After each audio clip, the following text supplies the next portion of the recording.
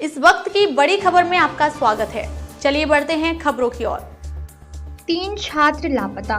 कोरबा के दर्री थाना क्षेत्र में 3 युवकों के रहस्यमयी ढंग से लापता होने का मामला काफी गंभीर हो गया है।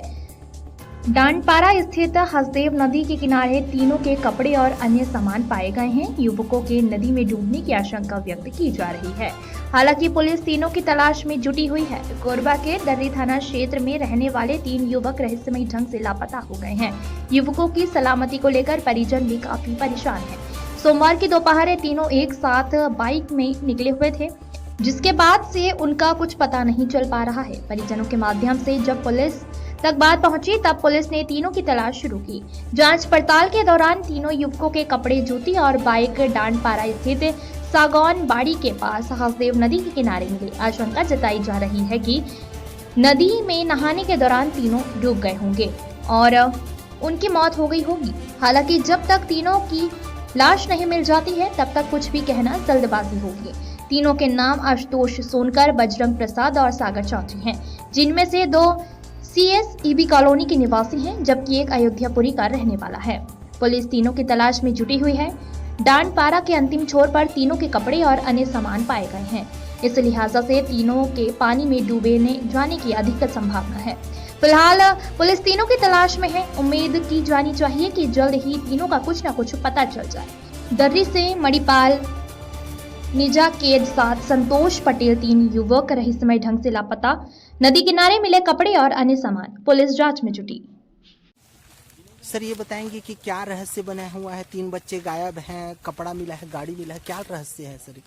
CSEB आवासीय परिसर के 3 बच्चे कल से गुमशुदगी की सूचनाएं मिल रही थी और उन सूचना के आधार पर पुलिस भी और क्षेत्र के आम नागरिक भी पतासाजी कर रहे थे। हम लोग भी अपनी पतासाजी पे जुटे थे। आज दिन में सूचना मिली कि नदी के किनारे डांडपारा स्थित पंप हाउस के पास में एक बाइक और 3 बच्चों के कपड़े मिले हैं और तस्दीक करने पर उन्हीं बच्चों के कपड़े पाए गए और पुलिस और जिला प्रशासन पतासाजी करने में जुटी हुई है कि कहाँ पर है। बाकी कपड़े और बाइक तो बरामद हो चुकी है। ये सर अभी यहाँ पर जहाँ भीड़ इकट्ठा है, क्या यहीं पास लड़के लोग थे कि कहीं और?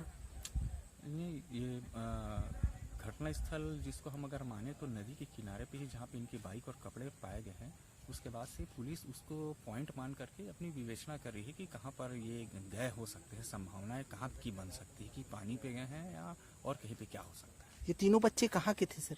ये एक सुनने में है कि अयोध्यापुरी से है, बाकी दो बच्चे CSEB कॉलोनी आवासीय परिसर के कर्मचारी के बच्चे हैं। सर ये देखा जाए क्या मोबाइल वगैरह इस्तेमाल करते थे, उस लोकेशन पे आए?